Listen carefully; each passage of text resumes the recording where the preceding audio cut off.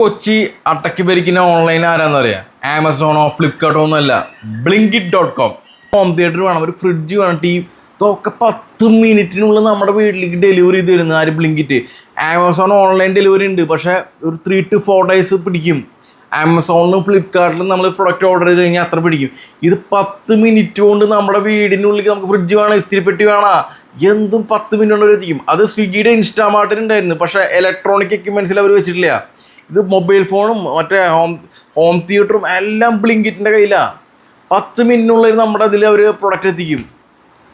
Digital വാർ തുടങ്ങിക്കഴിഞ്ഞു. ഇപ്പോഴും shop ഇട്ട് റെൻറ്റ് കൊടുത്ത് സ്റ്റാഫിന് ശമ്പളം കൊടുത്ത് പ്രൊഡക്റ്റും പർച്ചേസ് ചെയ്ത് ഡിസ്ട്രിബ്യൂട്ടർമാർക്ക് പൈസയും കൊടുത്തിരിക്കുന്ന കടക്കാരെ പട പൂട്ടിക്കോ.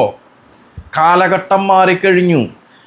ആമസോണും ഫ്ലിപ്കാർട്ടും ഇന്ത്യ ഭരിച്ചെന്നൊരു കാലമുണ്ട്, അതിനെ വരെ വെട്ടിയിട്ട് ബ്ലിങ്കിറ്റ് വന്ന ഒരു പോസ്റ്റർ വെച്ചിട്ടുണ്ട് ഇവിടെ കൊച്ചിയിൽ. മുട്ടാൻ നിൽക്കണ്ട, അത് ബ്ലിങ്കിറ്റിൻ്റെ കാലം കഴിഞ്ഞില്ലേ?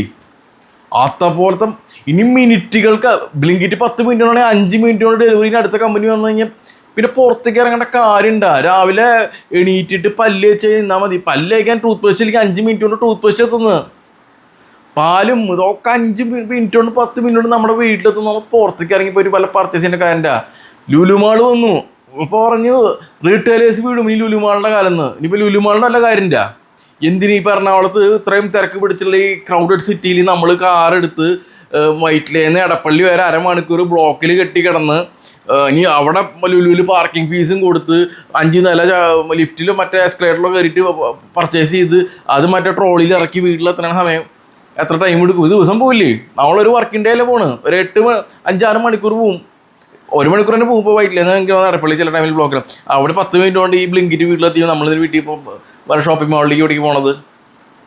കാലഘട്ടം മാറി. ഭയങ്കര ഡേഞ്ചർ ആയിട്ടുള്ളൊരു റിട്ടെയിൽ വാറാണ് നടന്നുകൊണ്ടിരിക്കുന്നത്. ഇവിടെ പിടിച്ചിരിക്കണമെങ്കിൽ ഒന്നെങ്കിൽ ഓൺ പ്രൊഡക്റ്റ് ഇറക്കണം, അല്ലെങ്കിൽ നമുക്ക് വേണ്ടിയിട്ട് വല്ല ചൈനയിലോ തായ്ലൻഡിലോ മലേഷ്യയിലോ ഏതെങ്കിലും കമ്പനികൾ നമുക്ക് വേണ്ടി എന്തെങ്കിലും പ്രൊഡക്റ്റ് ഇറക്കി തരണം.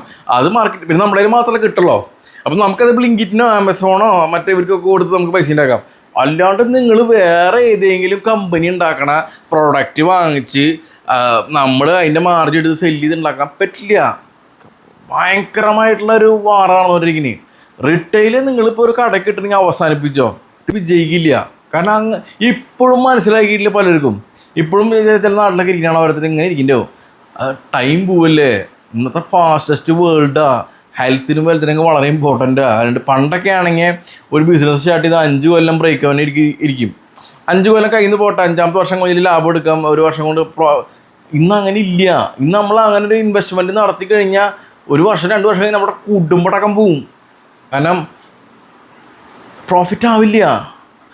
പണ്ടൊക്കെ എത്ര വർഷം വേണമെങ്കിൽ ഇന്ന് സ്പോണ്ടേനിയസാ, ഇൻസ്റ്റൻ്റാ, പൈസ ഇന്ന് ഇറക്കിയാൽ നാളെ പ്രോഫിറ്റ് കിട്ടണം. അത്തരത്തിലുള്ള ബിസിനസ്സുകൾ മാത്രമേ ഇപ്പോൾ വർക്കാവണത്. അതല്ലാണ്ട് ലോങ് ടൈം ഇതിലേക്ക് പ്രോസസ്സ് ചെയ്തിട്ട് ഇൻവെസ്റ്റ് ചെയ്തിട്ട് റിട്ടേൺ കാത്തിരിക്കില്ല. പ്ലീസ്, നിങ്ങൾ വിജയിക്കില്ല. ഇൻസ്റ്റൻ്റായിട്ട് ഇപ്പോൾ ഒരുപാട് മില്യനേഴ്സ് ഇന്ത്യയിൽ കയറിക്കൊണ്ടിരിക്കുക. ഒരു ഫ്ലാറ്റിൽ വെറും ഒരു ലാപ്ടോപ്പ് വെച്ചിട്ട് ഒരു 90 ദിവസം കൊണ്ടൊക്കെ മില്യനറായിട്ടുള്ള ഒരുപാട് പേരുണ്ട്. അത്രയ്ക്കധികം ടെക്നോളജി യൂസ് ചെയ്തിട്ട് എക്സിക്യൂട്ട് ചെയ്യാൻ കപ്പാസിറ്റി ഉള്ള ഒരുപാട് യങ്സ്റ്റേഴ്സ് ഇന്ന് ഇന്ത്യയിലുണ്ട്.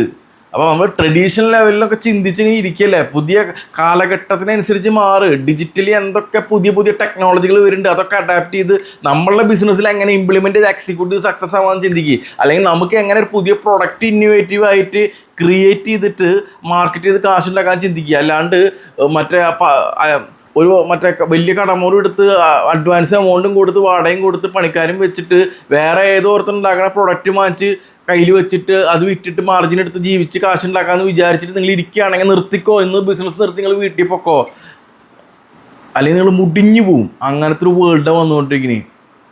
ഇപ്പോൾ സിനിമ കാണാൻ തന്നെ എന്തോരം ഓപ്ഷൻസ് ഉണ്ട്. നെറ്റ്ഫ്ലിക്സ്, ആമസോൺ, സോണി ലൈവ്, നമ്മുടെ സാധാരണ ചാനലിലെ മറ്റേ കേരള വിഷൻ്റെ ഒക്കെ എതിർക്കുകയാണെങ്കിൽ അത് നമുക്ക് ആകെ 24 മണിക്കൂറുള്ള ഏതിരുന്ന് കാണും. നിങ്ങൾ അത് മാത്രം ചിന്തിച്ചാൽ മതി. അത്രയ്ക്കധികം ഇതുകളാണ്, ഓപ്പർച്യൂണിറ്റീസും അവൈലബിൾ ആയ റിസോഴ്സുകളാണ്. അവിടെയൊക്കെ പിടിച്ച് നിൽക്കുക എന്ന് പറഞ്ഞു കഴിഞ്ഞാൽ എളുപ്പമല്ല.